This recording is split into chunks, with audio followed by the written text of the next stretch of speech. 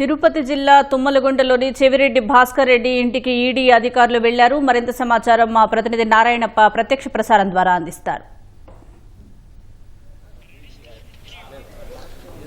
సుజాత, మద్యం కుంభకోణం కేసులో 38వ నిందితుడు చంద్రగిరి మాజీ శాసనసభ్యుడు చెవిరెడ్డి భాస్కర్ రెడ్డి ఇంట్లో తనిఖీలు నిర్వహించడానికి చెన్నై నుంచి ఈడీ అధికారుల బృందం తుమ్మలగుంటకు చేరుకుంది. ఇవాళ ఉదయం 6:45 సమయానికి ఈ తుమ్మలగుంటకు చేరుకున్నారు. 8 మంది సభ్యులతో కూడిన ఈ బృందం, అదేవిధంగా 5గురు వీరికి బందోబస్తుగా చెన్నై నుంచే పోలీసులు కూడా వచ్చారు. మొత్తం 13 మంది ఈ సంఘటనా స్థలానికి, అంటే ఈ చెవిరెడ్డి భాస్కర్ రెడ్డి ఇంటి దగ్గరికి, తుమ్మలగుంట చెవిరెడ్డి భాస్కర్ రెడ్డి ఇంటి దగ్గరికి చేరుకున్నారు. వాళ్ళు చేరుకునే సమయానికే ఇంటికి తాళాలు వేసి ఉండడంతో వారందరూ ఇంటి ఆవరణలో ఎదురు చూస్తున్నారు. కొద్దిసేపు క్రితమే చెవిరెడ్డి కుటుంబ సభ్యులతో మాట్లాడినట్టు తెలిసింది.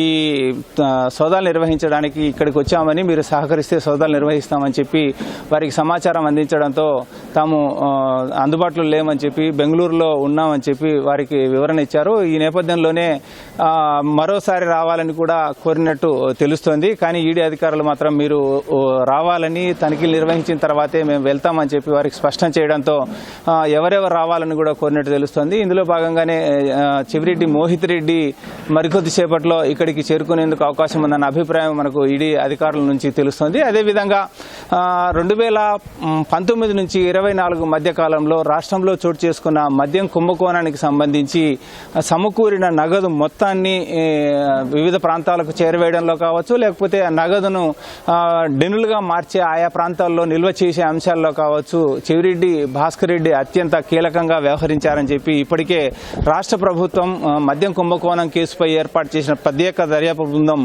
గుర్తించింది. దీనికి సంబంధించి చెవిరెడ్డి భాస్కర్ రెడ్డి కావచ్చు, చెవిరెడ్డి భాస్కర్ రెడ్డి తనయుడు చెవిరెడ్డి మోహిత్ రెడ్డి, అంటే చెవిరెడ్డి మోహిత్ రెడ్డి తిరుపతి డెవలప్మెంట్ అథారిటీకి సంబంధించి, అర్బన్ డెవలప్మెంట్ అథారిటీ తుడాకు సంబంధించి చైర్మన్ గా ఉన్నారు. ఆ సమయంలో తుడాకు సంబంధించిన వాహనాలను కూడా హైదరాబాద్ నుంచి, రాజకేశ్వరి దగ్గర నుంచి వస్తున్న నగదు మొత్తాన్ని తాడేపల్లికి చేర్చడం కావచ్చు, తాడేపల్లి నుంచి అదేవిధంగా 2024 సాధారణ ఎన్నికల్లో వైసీపీ తరఫున పోటీ చేసిన శాసనసభ్యులు కావచ్చు, పార్లమెంట్ సభ్యులు కావచ్చు, 6 జిల్లాల్లో పోటీ చేసిన వ్యక్తులకు ఈ నగదును సరఫరా చేయడంలో చెవిరెడ్డి భాస్కర్ రెడ్డి అత్యంత కీలకంగా వ్యవహరించారని చెప్పి ఇప్పటికే సిట్టు దర్యాప్తు పూర్తి చేసి ఆ మేర ఛార్జ్షీటు ఫైల్ చేసిన నేపథ్యంలో ఆయన్ను గత ఏడాది అరెస్ట్ చేశారు. దాదాపు 4 నెలల పాటు జైల్లో ఉన్న తర్వాత ఈ మధ్యనే బెయిల్పై విడుదలయ్యారు.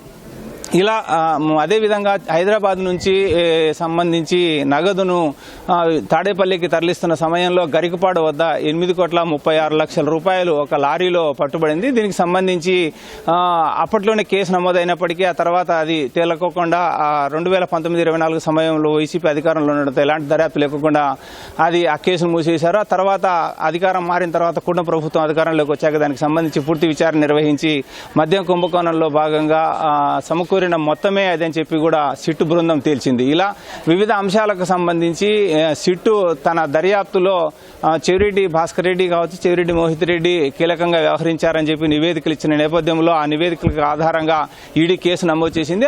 అందులో భాగంగానే ఈడీ అధికారులు చెన్నై నుంచి తుమ్మలగుంటకు చేరుకున్నారు. ఇవాళ ఉదయం 6:45 ఇక్కడ చేరుకున్నారు. వారు చేరుకునే సమయానికి తలుపులు వేసి ఉండడంతో వారు ఈ వరండాలోనే ఎదురు చూస్తున్నారు. సుజాత, ఇది ఇక్కడ నా తాజా పరిస్థితి. Sujatha, over to studio. ధన్యవాదాలు నారాయణప్ప.